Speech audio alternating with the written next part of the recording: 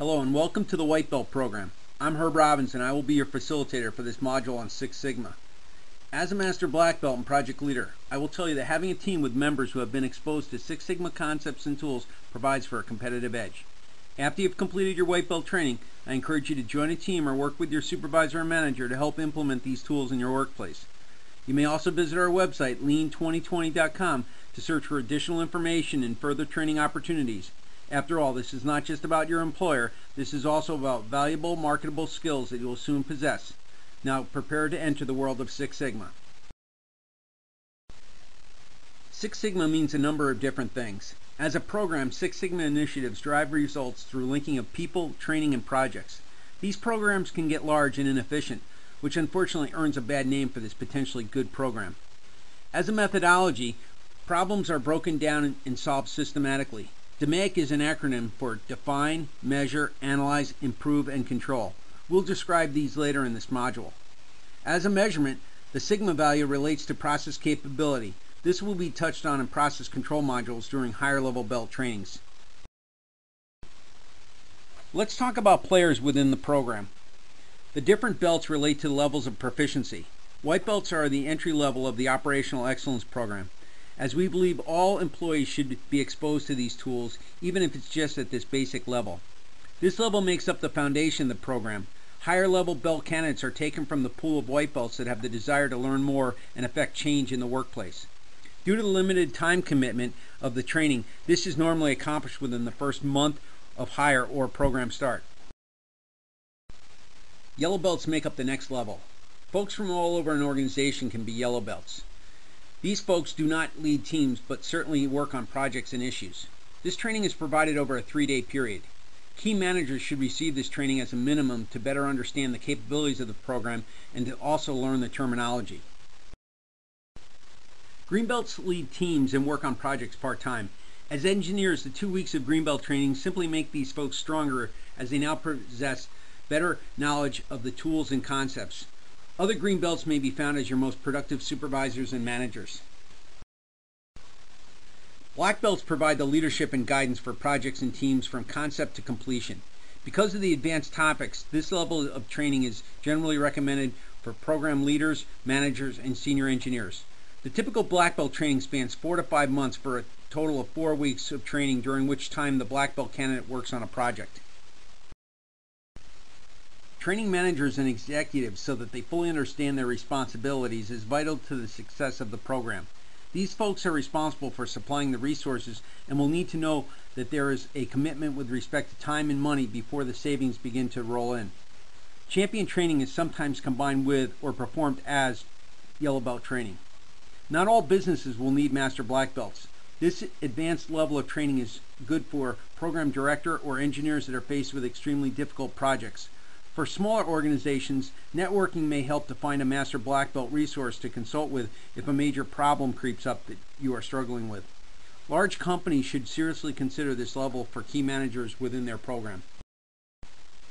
Conventional problem solving links the problem with the solution.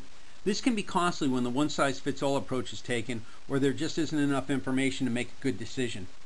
The Six Sigma problem-solving model takes a practical problem and turns it into a statistical or mathematical problem which can be solved. The solution is then turned back into a practical solution for implementation. This secondary approach takes the guesswork out of problem solving. DMAIC stands for Define, Measure, Analyze, Improve, and Control. This methodology will work whenever there is an existing process that needs to be improved. Let's review the 5 steps. During the define step, the champion will place the problem, team, and leader together. The scope of the problem with objectives needs to be made clear, such as the scope of the project is to reduce defect A by 25%. Project due dates are important, as are the objectives. A project charter identifies these and other critical characteristics. Once the team has been formed, it's important to understand and validate where the starting point is. If each of the 5 team members were to draw a process map, there would most likely be 5 different maps, with no guarantees that any one of those would be right. Additionally, errors in the variation within the measurement system need to be verified. The team first task is to begin to work together to identify and validate the starting point. All the variables are identified on the process map, and tools such as C&E matrix and FMEA, which are cause and effect matrix and failure modes effects analysis, are started.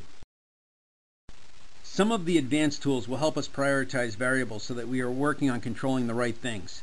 If there are several inputs to our process and one contributes 80% to the output, then that's where I want to focus my attention. During the analyze step, we look at all the information that we've collected during the prior steps to understand how things are interrelated. We identify opportunities along the way so our enhanced system will be much stronger.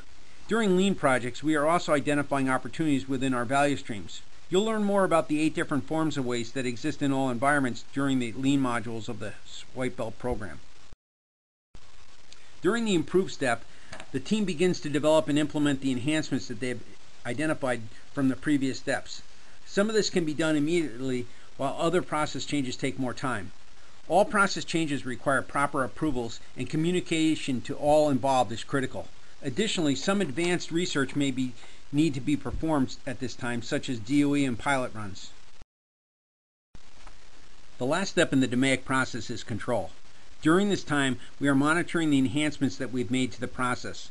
We want to ensure that the changes that we've made actually create positive results. During this time, we're training area personnel and handing off the process to the owner. Final verification of project deliverables are also made at this time. Six Sigma is a proven program and methodology that can yield impressive bottom line results. As a minimum, the powerful tools in hands of employees who are now speaking a common language of improvement is a good thing.